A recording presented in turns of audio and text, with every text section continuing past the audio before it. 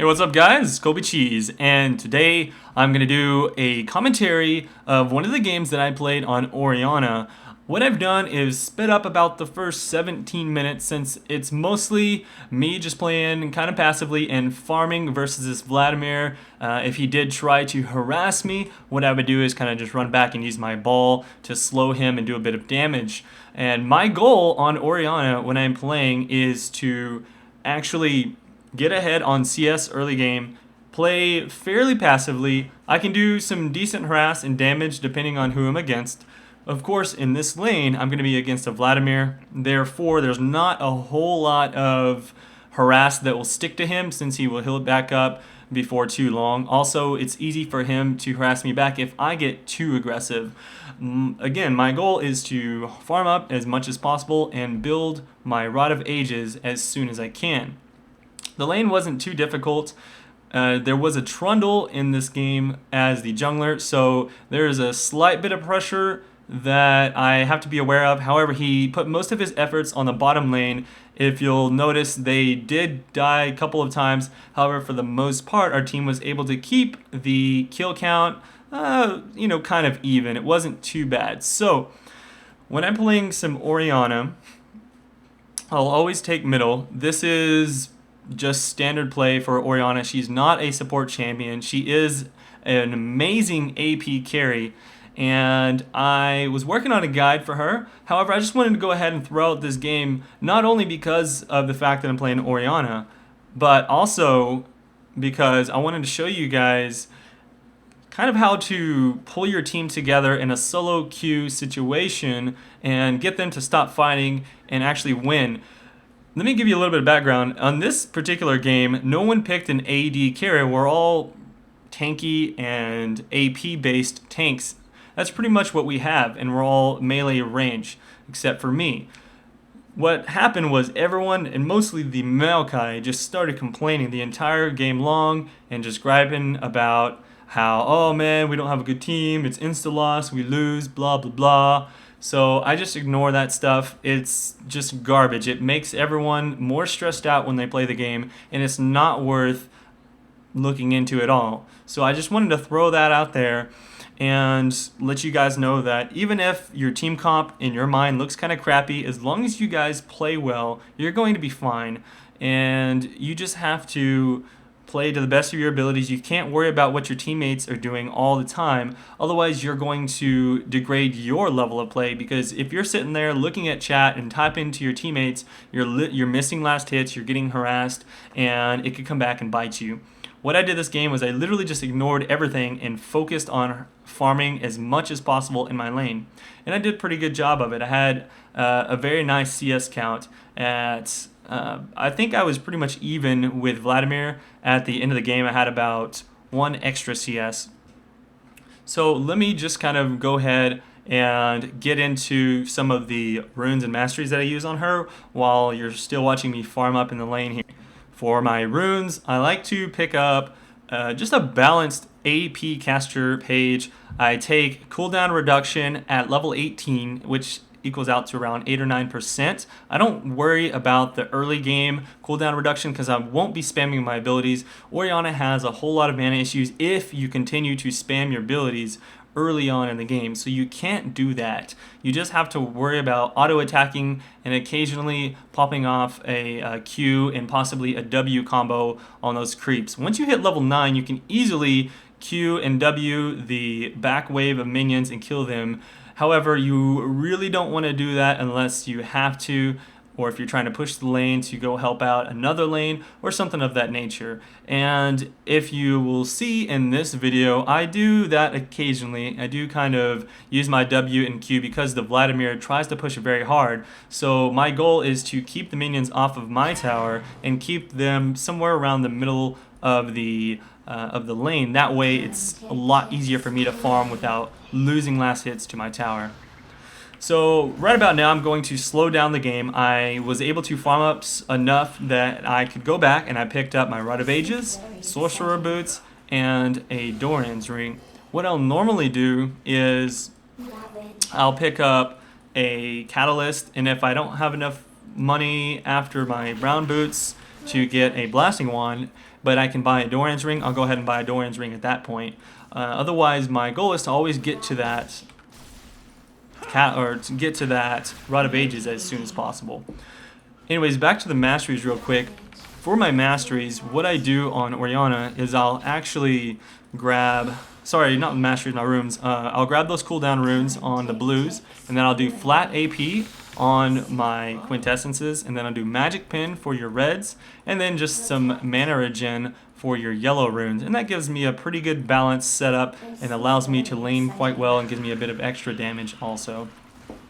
The masteries are just your standard caster 9-0-21, nothing out of the ordinary, and that's pretty much it. But here we go, we are now into kind of the mid game. My goal is to continue pushing my lane and farming at this point. Orianna scales extremely well. The reason I grab a Rod of Ages instead of just going straight for a death cap is because I like that extra mana. Now here we go, I'm actually going to try and get a kill on this Nidalee. I throw in my Q, use my ultimate, boom, bring her back and put in Ignite just in time, and with the assistance of Maokai's ultimate putting just a little bit of extra damage onto her, I'm able to get the last tick off and get the kill. So that was really lucky for me. I'm 1-0 right now. They're trying to dive us, they are able to kill our Alistar, but I'm going to try and come in here and help out as much as possible. I'm actually not able to get there. I saw that they were going to be fine killing those people on the bottom. I was going to see if I can pick up this kill on Janna. Unfortunately, she is faster than me. She has her level 2 boots as well as her passive, so there's no way I'm going to catch her. I go ahead and turn back around. As I said, they did kill those 2 people down towards the bottom lane as I was expecting, so I didn't want to just run down there and waste my time. I did want to pick up the kill. However, once I saw that Janna got away, I knew it would be a good opportunity for us to push middle. I call out, hey, let's push this middle tower and get this taken care of. And I'm trying to tank as many hits as I can for our Maokai so that he can kill Vladimir. Unfortunately, Maokai just doesn't have enough damage. It might have been better if I just ran in there and tried to use some more abilities. I'm not sure. In any case, we did get the middle turret, so that's good. Maokai does flash over to try and kill him. Again, though, he doesn't have enough damage, and he misses his ultimate right there at the very end, unable to kill him, and uses up his flash. Not the best, however, it did look pretty close, like he was going to be able to get the kill. I think that Vlad was able to Q him and get just enough HP back to survive that, so that's pretty good.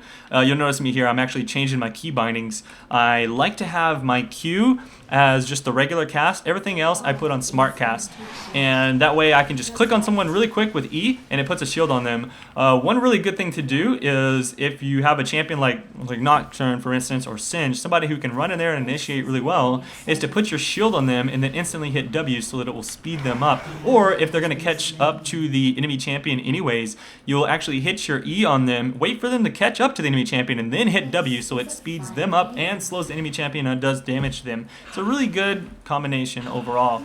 So here we go, there is now 3 people pushing the lane. My goal right now is to try and kill these creeps off as fast as possible. That way there's no chance for them to do extra damage to the towers. Orianna is really good at pushing those creeps off because she can get in range safely to actually throw down her ball, and again, you can clear out those waves really quickly with your QW combo. So you want to shoot your Q through the front line tanky minions and then kill off the range. The range minions do the more damage, and then you can easily kill off the other ones with bringing your Q back. Here we go, I saw 3 people getting into the tower range, so I decided to use my ultimate. I wasn't really planning on being able to kill them, but I wanted to get them off of the tower. There is 4 here. I don't want to lose the tower or lose any damage on it. So there we go, we get Vlad really low. It's not a good idea to chase right now. We are 3v5, so there's not much chance of us getting a kill here if we continue to push. There you see Maokai gets ignited, and boom! The ultimate from Vladimir takes him out. Singed is still right in here. He wants to get some kills. He's doing a pretty good job. He's very tanky. However, he's gonna have to be careful. So I speed him up. I put my E on him. Speed him up. He's I don't know. He's balls to the wall here. You see him keep going back in. That's kind of what Singed does, though. He's a big dick. That's what he runs in and flips you around and then runs away. And you're like, I'm gonna get you. And he's like, no, you're not. And then he runs back in and you're like, oh, I'm gonna get you. And he's like, no, you're not. So that's kind of what he does over and over. So here we go. I'm able to finally afford my needlessly large rod. Unfortunately, I don't know why, for some reason I forgot my wards. What I like to do every time I go back to buy my next item is I like to grab at least 1 or 2 wards That way I can put them down in key locations. The best locations for them are those triangle areas by the wraiths, and then the other side adjacent to that as well. So that will prevent a lot of ganks on your teammates and also help you out as far as ganks are concerned. That's the general way to place your wards down in solo queue. There's some other good spots. If you are top lane, you obviously will ward up that area, and then bottom lane should always ward up their area. You should always have that 3 or 4 ward coverage, and that will keep your team from getting ganked, and you can also pick up some kills on seeing people running off to counter jungle and other things like that.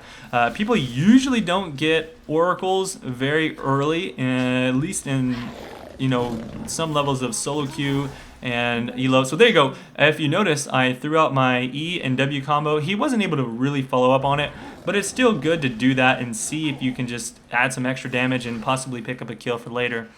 My goal here as Orianna with this team comp, since we don't have an AD carry, is to just stay in the back, shield the person who's running in, trying to do as much damage, and then any chance I get, I'll toss around all of their big damage dealers. If I can catch 3 people in an ultimate and then throw down my W, that's going to be a huge advantage for our team. Not only does that do big damage, but Singe can run in there and do extra stuff too. Here we go. I thought that Mailcow was going to jump in on this, and I wasn't really sure. I don't know if it would have actually gotten a kill on us. It might have probably died if he did dive, so it's good he didn't. However, it was nice damage on to that guy. Unfortunately, my cooldown is now used up, so if we do get into an engagement, it's not going to be a good idea. You'll notice that my team tends to run off into the woods on their own or kind of split. You see Nocturne up top by himself, and that's been the case this whole game. But I'm not really trash talking anyone. Here we go. We're actually going to get into a fight. I'm going to go ahead and throw down my W. I do get a kill onto that Trundle. He is pretty low, and boom, I try and lead up that Janna with my Q, and I'm able to pick up a double kill. That's really good for me. I see Corky behind us, so I don't want to stick around. He could probably burst me down really fast, so I'm just going to run out of there. I tell him, hey guys, I'm going to get out of here. Let's group up, and there you go. Nocturne, he did die up top since he did split off, and that Vladimir is much stronger than him, unfortunately for him.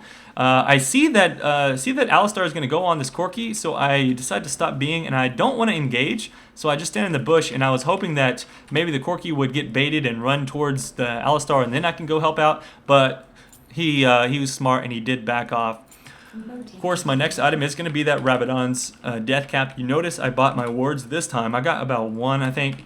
I try not to spend a whole lot of money on wards. I just want to place them down at the right time and in the right locations. By the way, I didn't really talk about my skill order on Orianna, but what I do is I'll level up my W first. That way, whenever I hit level 9, I can kill off those back wave creeps extremely easily. It's very good for that AoE farming and getting your items built up quickly. After that, I'll level up Q and then my E, obviously picking up my ultimate every time I get a chance. Alright. Right now, we are about 3 kills behind. I'm not sure how many dragons they have. However, we are actually at an advantage because we have all 3 of our towers up.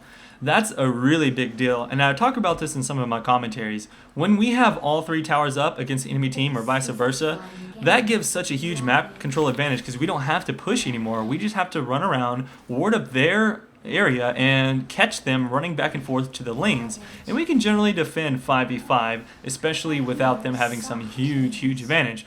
And again, they don't have a huge advantage. They don't have an advantage at all. In fact, we are ahead. Even though they are 3 kills ahead and probably like a dragon, I think, we get such a big experience and gold boost from those 3 towers that it doesn't matter. So the other thing to note is that our team has been kind of griping at each other this whole time. They're making fun of Nocturne because this is like Nocturne's first game and he's not playing very well, so people have been kind of pissed off about that.